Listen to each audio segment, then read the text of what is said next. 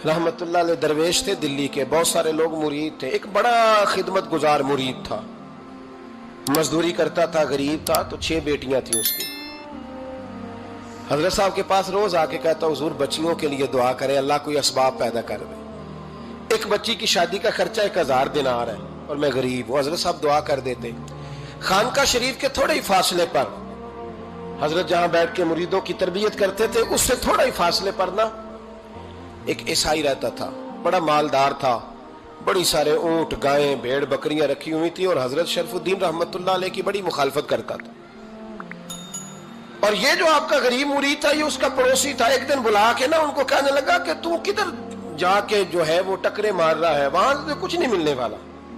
वो तुझे क्या देंगे जिनकी खानका खुद चंदे पे चलती है, मदरसा चंदे पे चलता है, मस्जिद चंदे पे चलती है। तेरी बेटी का मामला कहां हल होगा? तो उस दरवेश ने कहा कि तू मेरे पीर को नहीं जानता, तू अजय मेरा महबूब नहीं डिठा, तो पता नहीं ना, तू इस रास्ते का मुसाफिर नहीं, तू नहीं जानता। उनका बस चले ना तो वो हर कीमत में मेरी बेटियों की शादी करा दे।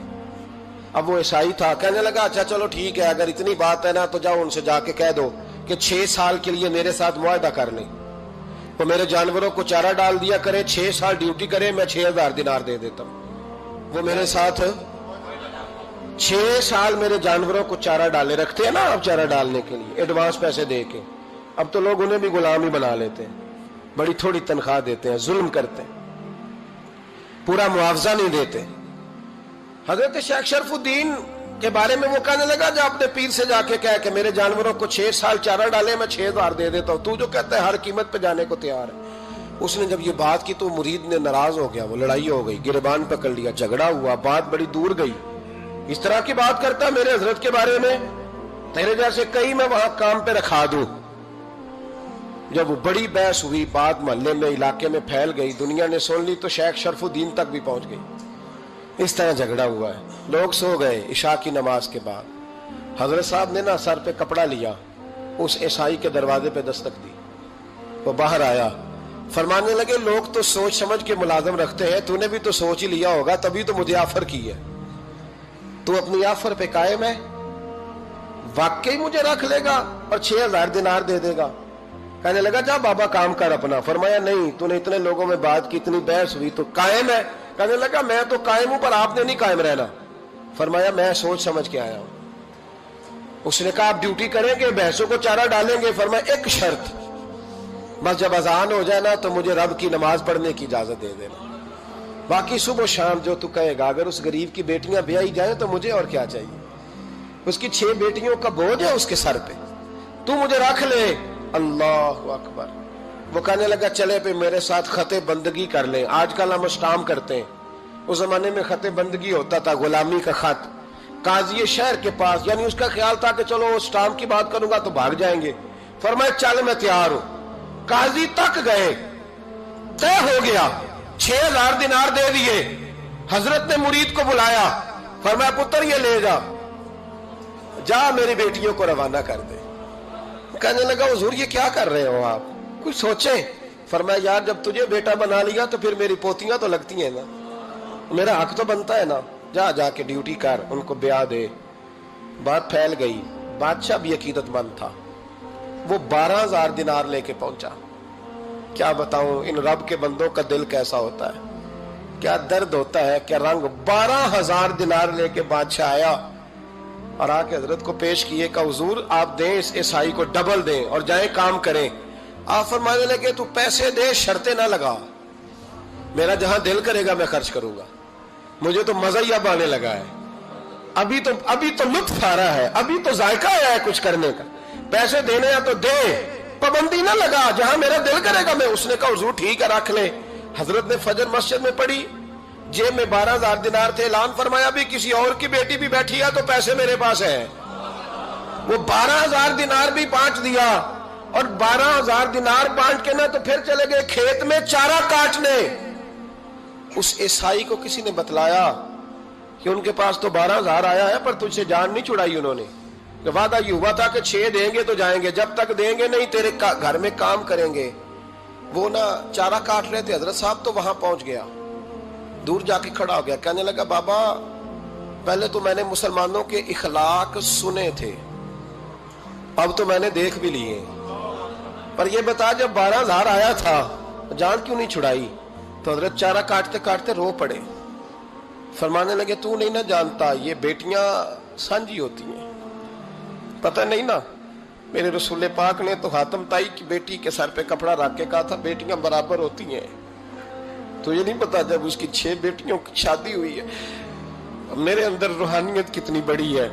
فرمایا پھر 12,000 آیا ہے تو 2-4 بچیاں پھر گئی ہیں، تو یہ نہیں پتا میں اندر سے راضی کتنا ہوں، میں تیری نوکری کرتا رہوں گا، پتہ نہیں اللہ کتنی بیٹیوں کو بیاہ دے گا۔ اتنا رویا وہ عیسائی کے پیروں میں بیٹھ گیا، کہنے لگا بابا میں نے تیری مخالفت کی ہے پر تیرے قریب آ کے پتہ چلا ہے کہ تو بہت اونچے اخلاق کا مالک ہے، اور اگر تیرا یہ مقام ہے تو تجھے اخلاق سکھانے والے محمد عربی کی شان کتنی ہوگی۔ ظالم کی بولیے جاتے نہیں لوگ جھوٹے گواہ بن کے، وکیل صاحب کو نہیں پتا ہوتا کہ یہ بندہ مجرم ہے جو میرے پاس آیا، کیا مجرموں کے وکیل نہیں ہوتے؟ بولے تو اس کو پتہ نہیں ہوتا وکیل صاحب کو کہ یہ صاحب مجرم ہے، میرے پاس مقدمہ لے کے آئے، اور اگر بے ادبی نہ ہو جائے تو میرا خیال ہے قاضی عدالت کو بھی پتا ہوتا ہے کہ مجرم کون ہے اور مظلوم۔ میرے نبی پاک صلی اللہ علیہ وسلم نے اس قدر زیادہ سختی فرمائی اس مسئلے میں، فرمایا جس کو پتا تھا کہ فلاں آدمی ظالم ہے، ظلم کر رہا، پھر وہ ظالم کا گواہ بنا یا اس نے ظالم کی مدد کی، کتنی کی؟ شارحین لکھتے ہیں چاہے اس نے ایک جملہ بول کے کی، چاہے ایک، سارے بولیے، چاہے ایک غریب کو اس نے ظلم کیا تو کہتے ہیں علاج یہ سی، چاہے ایک جملہ بول کے کی، شارحین اس حدیث کی شرح میں لکھتے ہیں ایک جملہ بول کے چاہے مدد کی، جس بندے نے کسی ظالم کی مدد کی کسی مقدمے میں یا کسی صورت میں اور اسے پتا تھا یہ ظالم ہے، میرے نبی پاک صلی اللہ تعالیٰ علیہ وسلم فرماتے ہیں اگر اس نے مدد کی، ابھی ظالم کی بات نہیں ہو رہی، ظالم کے مددگار کی بات ہو رہی، اگر کسی نے ظالم کی مدد کی تو حضور فرماتے ہیں خدا بھی اس سے بری و ذمہ ہے، رسول بھی اس سے بری و ذمہ ہے۔ سنبھال کے رکھے اپنی نمازیں، قربانیاں، حج، زکوٰۃ سنبھال کے رکھے۔ اگر ظالموں کا مددگار ہے، الیکشن آ لینے دے، آپ کو نظر آ جائے گا کون کون ظالموں کا مددگار ہے، نظر آ جائے گا۔ اپنی جیب سے لوگ پیسے دے کے ظالموں کی مدد کریں گے، ان کے فلیکس چھپوائیں گے، بورڈ لگوائیں گے، جیبوں سے پیسے دے کے۔ ہم نے خود آگ لگائی ہے چمن میں اپنے، بے سبب گردشی ایام کو الزام نہ دو، ہم نے خود نور کا ظلمت سے کیا ہے سودا، کر کے توہین سحر شام کو الزام نہ دو۔ ظالموں کے مددگار میدان میں آ گئے، یہ چھوٹا لفظ نہیں، میرے حبیب پاک صلی اللہ علیہ وسلم نے فرمایا جو ظالم کا مددگار ہے سن لے جو سجن کے ساتھ کچہری جاتا ہے، وہ یاد رکھے جو دوست کا گواہ بنتا ہے، وہ یاد رکھے جو کہتا ہے میں مانگی گیا تھا، مجھے بلایا گیا تھا قبضہ چھڑانے کے لیے کسی غریب بیوہ کی جائیداد پہ، کب وہ سن لے تو مدد کر کے نہیں آیا، تو خدا کے ذمے سے نکل گیا ہے۔ رسول پاک نے فرمایا تیرا میرا تعلق ختم ہو گیا، تو ظالم کا مددگار ہو گیا، پھر تو کہتا میں بے چین ہوں، میں بے قرار ہوں، میں آزمائش کا شکار ہوں، پلٹ کے دیکھ تو صحیح تیرا گناہ کتنا بڑا ہے۔ میرے نبی پاک صلی اللہ علیہ وسلم کا ایک اور فرمان سن لیں، ابن ماجہ ابو داؤد میں موجود ہے، اس حدیث کو آپ نے یاد کر لینا ہے، کر لیں گے انشاءاللہ، سارے کہیے انشاءاللہ کر لیں گے یاد۔ حضور صلی اللہ علیہ وسلم نے فرمایا اگر تو ظالم کی مدد کرے گا نا، یہ لفظ دل کی تختی پہ لکھ لینا، یہ مکافات عمل ہے، مکافات عمل دنیا، ادھر کرو گے تو ادھر بھرو گے۔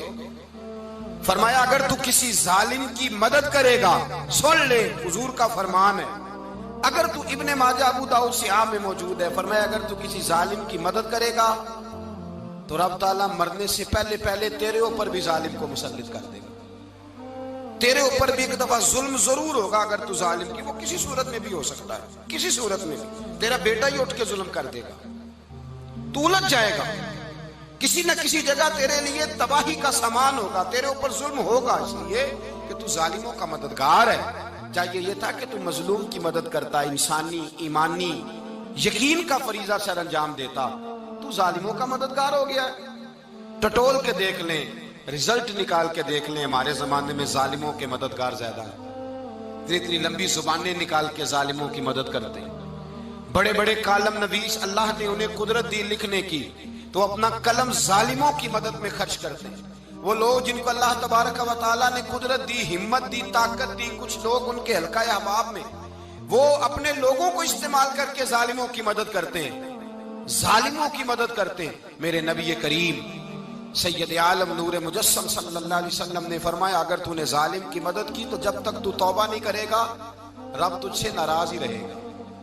اللہ تجھ سے، او بھائی جس سے رب بھی ناراض ہو گیا، نہ کھانا نہ پینا نہ سونا نہ جاگنا نہ نیند، پھر تیری ہر چیز تیرے لیے آزمائش ہو جائے گی، پھر تیرا سایہ بھی تیرے لیے خوف کا سامان بنے گا، پھر زندگی جیتی جاگتی لاش بن جائے گی، تو اپنے کندھوں پر اپنی میت اٹھائے پھرے گا جب تو ظالم کا مددگار ہوگا۔ اور نبی پاک صلی اللہ علیہ وسلم نے فرمایا ظالموں کا مددگار بھی ظالم ہوتا ہے، ظالموں کا مددگار بھی، سارے بولے ظالموں کا مددگار بھی، نہیں کو نہیں، آپ سارے نہیں بولے، ایک دفعہ بولے ظالموں کا مددگار بھی، پکی بات ہے، ظالموں کا مددگار بھی۔ اللہ اکبر، جس کا یارانہ ہو، جس کا دوستانہ ہو، جو کہے میں نے نا اس کو اوکھے ویلے کے لیے ظالم کو یاد رکھا ہوا ہے۔ کبھی مشکل میں رکھے نہیں ہوئے لوگوں نے ظالم دوست، کہتے ہیں میں نے رکھے ہوئے ہیں، بلکہ ہمارے دیہات میں تو کہتے ہیں میں نے بازو بنائے ہوئے ہیں۔ کس کو بازو بنا لیا؟ ظالم بھی کبھی بازو ہوتا ہے، جو ظلم کی تلوار لیے میدان میں کھڑا ہے۔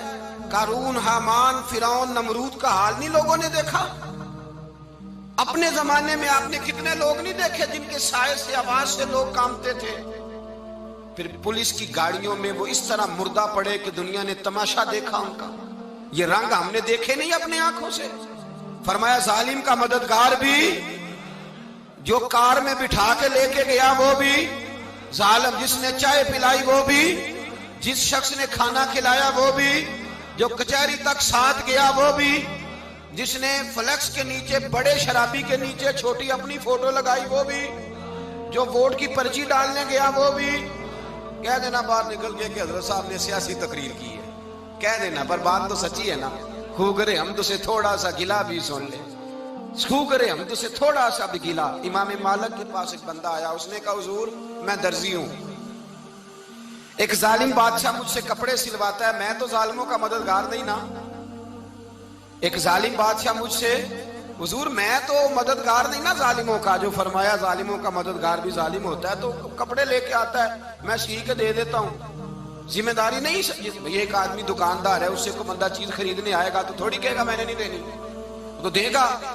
کوئی بندہ اگر کسی شخص سے کوئی کام کہتا ہے جو اس کی فیلڈ ہے، اس کا شعبہ ہے، اس کا معاش کا وہ سلسلہ ہے، کہتے ہیں یا رسول اللہ صلی اللہ علیہ وسلم ظالموں کا مددگار بھی ظالم، حضور نے فرما دیا۔ تو امام مالک سے بندے نے مسئلہ پوچھا، دل کی تختی پہ لکھنے والی باتیں ہیں، کہا حضور میں درزی ہوں، ظالم کپڑے سلواتے ہیں، میں تو مددگار نہیں نا۔